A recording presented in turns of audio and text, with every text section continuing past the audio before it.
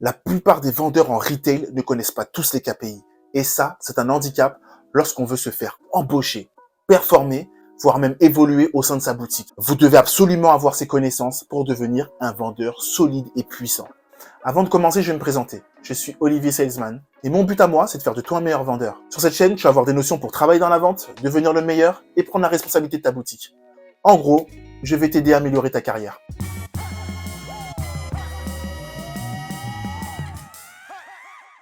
Maintenant qu'on a fait connaissance, on est parti pour les indicateurs de vente. Les indicateurs de vente vont être essentiels pour tout ce qui va être point de vente de type boutique physique ou site internet. En fait, tout ce qui va recevoir du trafic, du passage. Ils servent à évaluer la croissance et l'état de santé de la boutique. En gros, si la boutique performe bien, si elle arrive à vendre et comment. Ils vont témoigner de la qualité du travail de la force de vente et nous prévenir des différents dysfonctionnements qui peuvent intervenir dans le processus de vente. On passe au crible des indicateurs et leurs différentes utilités. Le trafic, c'est le plus simple. C'est le nombre de personnes qui passent sur mon point de vente. Une forte fréquentation aura une incidence directe sur mon chiffre d'affaires, puisque plus de monde égale plus de ventes. Le trafic est généralement influencé par des événements extérieurs, mais il est possible d'agir dessus par le biais de campagnes de communication, de promotion, une jolie boutique, ou tout simplement une belle vitrine. Le taux de transformation est l'un des indices les plus importants. Il faut savoir que c'est un indice qui se calcule en pourcentage. Il va nous permettre de savoir, sur 100 personnes, combien vont passer par la caisse. Et évidemment, le but, c'est qu'il y ait le plus de monde possible qui passe par cette caisse. Et il y a beaucoup d'éléments qui vont nous permettre d'agir sur le taux de transformation. Il y a le nombre de vendeurs disponibles pendant les heures d'affluence, la disponibilité des produits, la mise en place des produits, l'accueil, le service et bien évidemment les prix. Tout ça vont être des éléments qui vont permettre de jouer dessus. Vous l'aurez compris, beaucoup de choses sont à prendre en compte pour avoir un parcours d'achat optimisé. Le taux de transformation se calcule comme suit. Le nombre de ventes divisé par le nombre de passages fois 100. Vous avez compris? Ok, on va faire un exemple. Aujourd'hui, 100 personnes sont passées dans ma boutique. 13 sont passées par la caisse. Dites-moi en commentaire de combien est le taux de transformation. Répondez-moi dans les commentaires.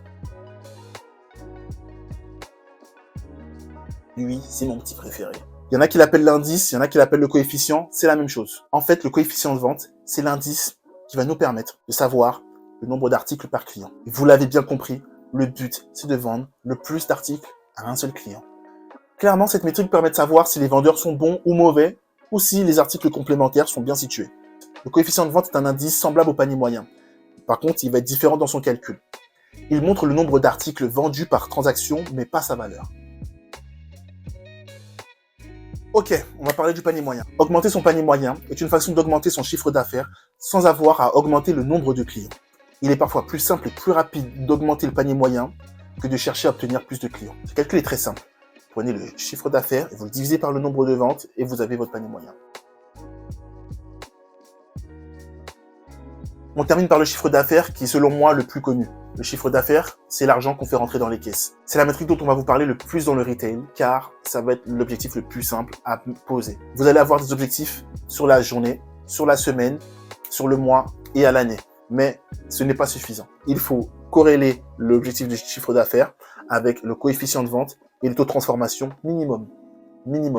En posant un objectif aussi simple, on n'a pas tous les détails et on ne peut pas suivre correctement la façon dont on va faire des ventes en boutique. Si vous avez bien compris la vidéo, il faut savoir que plus un vendeur va faire de coef, plus il va augmenter le panier moyen, plus vite on ira au chiffre d'affaires. Plus les gens vont passer et ils vont être transformés, plus vite, pareil, on va faire le chiffre d'affaires. Donc, les plus importants selon moi sont le taux de transformation, le coefficient de vente et le chiffre d'affaires. Ok les gars, j'espère que la vidéo a été instructive pour vous, que vous avez appris de nouvelles choses. Ce n'est pas terminé. La semaine prochaine, je vous sors une autre vidéo. Donc, n'hésitez pas à liker, me dire si c'était bien et je vous invite à vous abonner, bien évidemment. Ok, c'était Olivier le Salesman à votre service.